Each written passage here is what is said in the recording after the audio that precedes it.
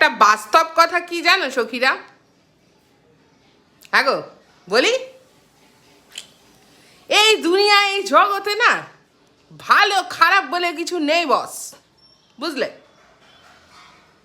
তুমি যদি মানুষের মন জুগিয়ে চলতে পারো তুমি ভালো।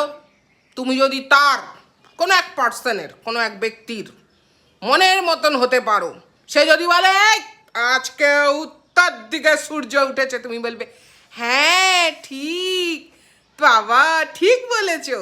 তুমি যদি তখনই বলো তুমি তো ভুল জানো, সূর্য তো পূর্ব দিকে ওঠে, ব্যাস তুমি হয়ে গেলে কেস খেয়ে নিলে, আর ভালো হলে না তার মনে। তাহলে ভালো খারাপ বলে কিছু নেই, যার সাথে তুমি ভালোভাবে বলতে পারবে তার সাথে তুমি ভালো, যার সাথে তুমি ভালোভাবে বলতে পারবে না, তার মন জুগিয়ে চলতে পারবে না, তার কাছে তুমি জীবনেও মন পাবে না।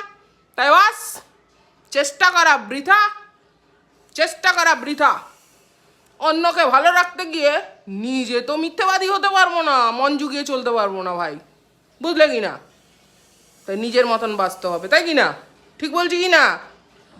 কে কে সহমত? ফ্রিডম তা বলে এই না, ঠিক আছে?